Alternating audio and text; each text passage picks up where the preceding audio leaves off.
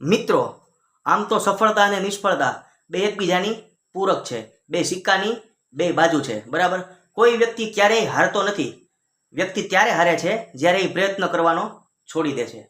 છતાંય મિત્રો, ઘણા લોકોને એવી ફરિયાદ રહે છે કે અમે ગમે એટલું પ્રયત્નપૂર્વક કાર્ય કરીએ ને પણ અમે સફળ થતા નથી।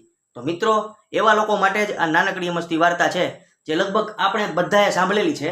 તો ચાલો શરૂ કરીએ। આ નાનકડી મસ્તી એ ગુરુ અને શિષ્યની વાર્તા છે, જે આપણને સમજાવે છે કે કેવો પ્રયત્ન કરીએ તો સફળ થઈએ, બરાબર।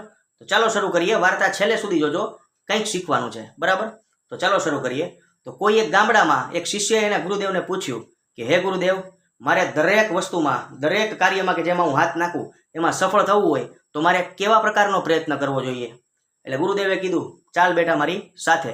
આ ગુરુદેવ છે ને બોલીને સમજાવે એવા નહોતા, પ્રેક્ટિકલ કરીને સમજાવે એવા હતા। જે પ્રેક્ટિકલ કરીને સમજાવવામાં આવે ને એ સારી રીતે સમજાઈ જાય। એને કીધું ચાલ, એમ કરીને શિષ્યને હાથ પકડીને નદીમાં લઈ ગયા।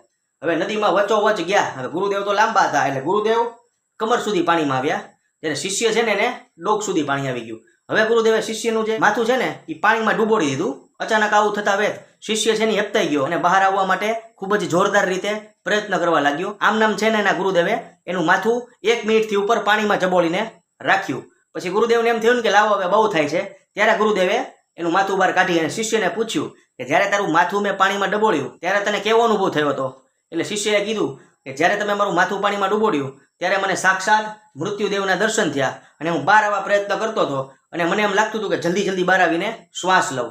એટલે ગુરુદેવે કીધું, જે તાલાવેલીથી તું બહાર આવવાનો પ્રયત્ન કરતો હતો શ્વાસ લેવા માટે, એ જ તાલાવેલીથી તું કાર્ય કરીશ ને તો એ કાર્ય છે ને સફળ જ થશે। એટલે મિત્રો, આ વાર્તાનો સાર એટલો જ છે કે જે કંઈ પણ કાર્ય કરો ને એ ખૂબ જ તાલાવેલીથી, જેમ તમે પોતાના જીવને પ્રેમ કરો છો ને એવી રીતે કરો તો તમે સફળ જ થશો। જો આ વિડીયો ગમ્યો હોય તો વિડીયો લાઈક કરો, ચેનલ સબસ્ક્રાઈબ કરો અને વિડીયોને શેર કરો, આગળની જેમ ફેલાવી દો।